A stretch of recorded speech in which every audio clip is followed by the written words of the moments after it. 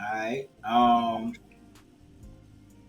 If you found out your man was cheating, what is your response or what is your outcome? Contestant number three, start with you. If I found out Buddy was cheating, well, did I like walk in on them, or how did I find out? That's number. There you go. If I found out through a text message, of course I'm gonna confront them. I don't really. I feel like it's a conversation. I don't really. I'm not really gonna leave anybody for like a first offense thing. And then I'm a pretty open person. Like I would be down to be in like a open relationship type of thing. So if somebody doesn't want an open relationship and then they want a traditional relationship, and then when you offer the open relationship and then they cheat on you, now everybody has to die. Oh, However, it kind of just depends on the circumstance and why they cheated. There's a lot of gray area with that with me. I just don't. The main thing, I would be more mad at them lying, specifically lying, than the whole cheating thing itself. Because if you weren't happy, why didn't you say nothing? Why didn't you feel like you could talk to me? Why would you just mm, step out? Now you putting all of our health at risk, and now I'm mad. okay. Contestant one. So being in a situation before, it's a process for sure. It's let me gather all the information I can up front. Let me gather my thought process before I confront someone. Um, and obviously, once I do that, I'm gonna come talk to you. I'm gonna let you tell me what you want to tell me, and then I'm gonna go do my research and investigate if that's the actual situation or not. And then I would assume you wouldn't lie, but when it comes to cheating, people get to lying also some more and more. So it's to me, it's the response that tells me the most. The cheating is already done. There's nothing I can do about that. It's the response and the aftermath and the after actions and activity that really tells me the truth about why the cheating happened in the first place. Um, so yeah, I've learned to just have a cool head about it, assess the situation, and then judge it from there. Like, what do I want to do in a situation like that? It's my decision if I want to stay or not, and I weigh all the options and weigh what's actually going on. Okay. I like that response. Contestant two. Um, so with me, I do a lot of front loading before getting into relationships. So I'm asking questions about how do you feel about cheating? What constitutes cheating to you? And I make it clear that cheating for me is unacceptable because the moment that you decide to step out, you've decided that, you're not looking to communicate with me, you're not looking to protect me, and that you are only looking out for your self interest. So at that point, you've already decided that our relationship is severed. Um, so the outcome is going to be I will remove myself from the situation, um, and that, you can continue to do what it is that you're doing. The hope is that it wouldn't ever get to that, and that if you were feeling unwanted, unloved, or whatever, just had the urge to do so, that we could talk before you committed the act. Once you commit the act, you've already decided. Like, Right. you are a grown human. You know what it means to involve yourself with another person, and you did that consciously. So, no, we're it's done. Gotcha. I like that. That was deep. Mm, yeah, that was like.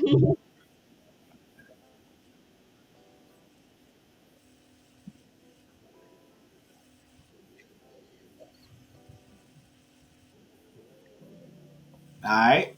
Oh yeah, this yes sir. How often do you cook and do you have a healthy relationship with food? Contestant number two. So during the week, well, during the work week, I try to meal prep ahead of time. So I can kind of just heat food up during the week, but I typically do a lot of cooking. One, because it saves money, and two, it's just like what I'm used to, and also I'm picky. Um, I have a healthy relationship with food, and it's getting healthier. Um, so yeah, I do a whole lot of cooking. I love it, and I love to feed people. So yeah. Okay, cool, cool. Contestant three. I cook fairly often. I'm a flight attendant, so I can't like take lunch breaks and go buy anything. So I always meal prep and I bring things with me. So even when, and then I'm in schools, and then when I do have classes, I'm in school all day long. So I bring food with me because it's just easier. Meal prepping just makes sense. Instead of trying to cook something every day, you can just make all of your meals. Or if I'm lazy, then they have a lot of like meal prepping services out here if I'm lazy. And I don't like fast food.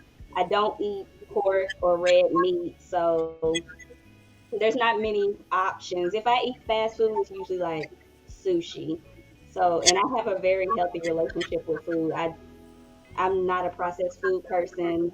Like I said, I don't eat pork, red meat, try to stay away from fried foods. I just try to stay healthy because I don't drink caffeine. I don't drink caffeine either. So I have to have a good diet so that I can have energy. Because when you're on the plane, that takes away all your energy being in Right. the air and then dealing with all these crazy people. So a healthy diet is really, really important, especially with my job. Okay.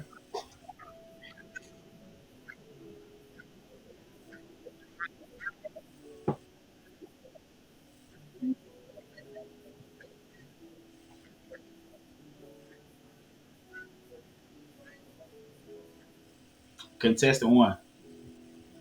Well, I'm on both, so I want to balance the both. I think both are healthy because I would do both.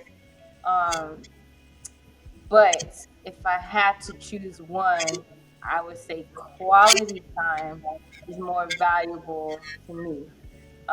You know, spending money on me is, it is what it is. Like that doesn't necessarily mean like, hey, I'm really into you, I really enjoy you. You could spend money and not be there. You could send a gift, like J Lo said, money, my love don't cost a thing, right? So quality time in that case. But I do think both are healthy in a relationship. That's a fact.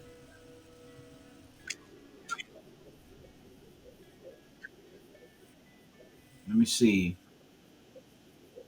All right. On a scale of 1 to 10, and you can't use seven, what would you rate yourself and why? Contestant.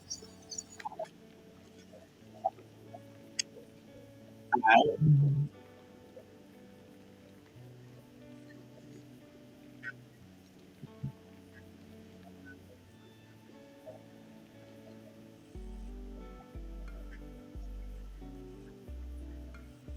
This podcast.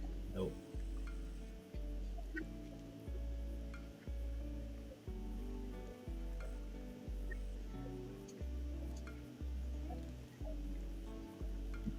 Goodness.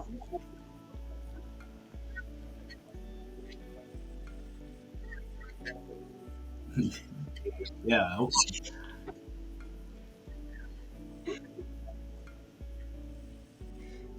All right. I'm gonna reread it. On a scale of 1 to 10, you can't use seven. What would you rate yourself and why? We're gonna start with contestant number three. I keep starting off first. Well, daggone. Okay. I would rate myself as a 10 because self love is the best love. Okay. You Fact. don't gotta believe it. However, I do, and that's all that matters at the end of the day is that I think I'm beautiful. I can't want nobody else to be with me unless I want to love myself. So That's a yes, fact. I'm a 10, Okay. and you can like it or not, but I still love myself. All right. Contestant one. I would say a 10 too. There's no explanation needed. That's how I rate myself. I'm a 10. Okay.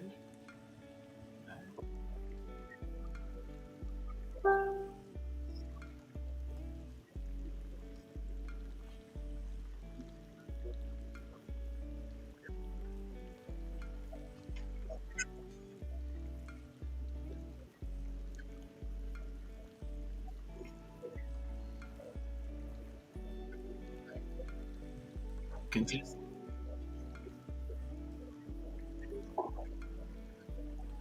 contestant two.